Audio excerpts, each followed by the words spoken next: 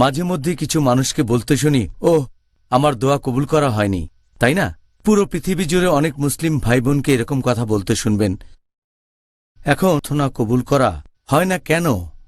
এখানে বেশ কিছু শর্ত পালন করতে হবে।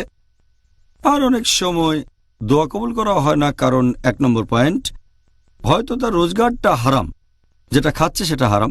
হতে পারে যে উপায়ে সে টাকা উপার্জন করছে সে ব্যবসাটাই হারাম, হয়তো লেনদেন করে রিবা, তার মানে সুদ, অথবা সে এমন ব্যবসা করে যেখানে ঘুষ দিতে হয়, অথবা সে এমন কোনো ব্যবসা করে যেখানে মিথ্যে বলা, প্রতারণা খুব স্বাভাবিক।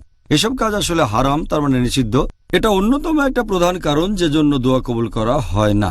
2 নম্বর, হয়তো সে অন্য কাউকে অত্যাচার করছে, অন্য কারো উপরে হয়তো জুলুম করছে। 3 নম্বর, হয়তো সে ভালো কাজের নির্দেশ দেয় না আর খারাপ কাজে নিষেধ করে না, যেটা করা ইসলাম ধর্মে ফরজ। এছাড়াও কারো দোয়া কবুল হতে গেলে আরও কিছু শর্ত পূরণ করতে হবে। এই কারণে বেশিরভাগ দোয়া কবুল হয় না। একটা হচ্ছে যে আমরা এরকম বলবো না যে হে আল্লাহ তুমি চাইলে আমাকে ক্ষমা করো, হে আল্লাহ তুমি চাইলে আমাকে রহমত করো, অথবা হে আল্লাহ যদি চাও আমাকে লালন পালন করো। কারণ আমাদের নবী মুহাম্মদ সাল্লাল্লাহু আলাইহি ওয়াসাল্লাম বলেছেন, এটা আছে সহিহ বুখারীতে, খণ্ড নম্বর 9, বুক অব তাওহীদ, হাদিস নাম্বার 7, 477। আমাদের নবী বলেছেন, তোমরা দোয়ার সময় এভাবে বলো না যে হে আল্লাহ তুমি আমাকে চাইলে ক্ষমা করো, হে আল্লাহ তুমি চাইলে আমাকে দয়া করো, হে আল্লাহ তুমি চাইলে আমাকে উদারতা দেখিও। কারণ আল্লাহ সুবহানাহু ওয়া তাআলা যা চান তাই করেন, তাকে আদেশ করতে পারবেন না। এভাবে দোয়া করাটা পুরোপুরি ভুল।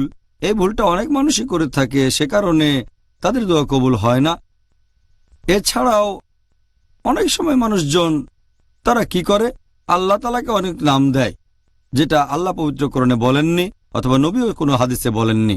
তাই আল্লাহ সুবহানাহু ওয়া তাআলাকে এমন কোনো নামে ডাকা যেটা আল্লাহ অথবা রাসূল বলেননি, এভাবে দোয়া করা সম্পূর্ণ ভুল।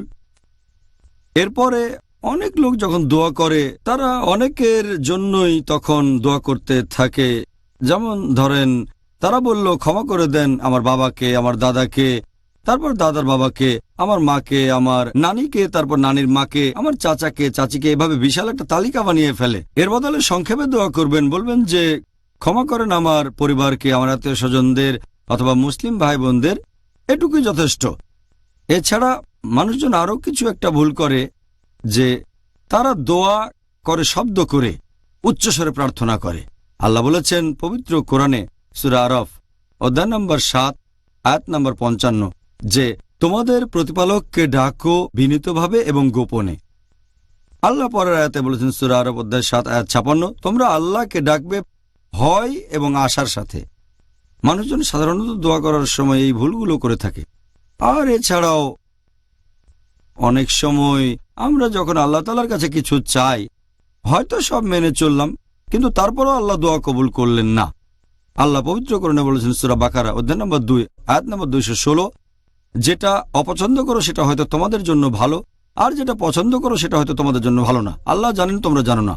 এখন একজন মুসলিম হয়তো আল্লাহ তাআলার কাছে দোয়া করতে পারে, হে আল্লাহ আপনি আমাকে দেন একটা মোটরসাইকেল বা BMW, 1000 সিসির BMW গাড়ি দেন।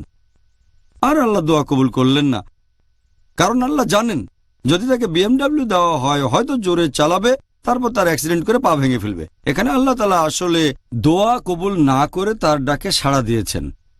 আল্লাহ সুবহানাহু ওয়া তাআলা তিনি তো সবকিছুই জানেন, ভবিষ্যতে জানেন।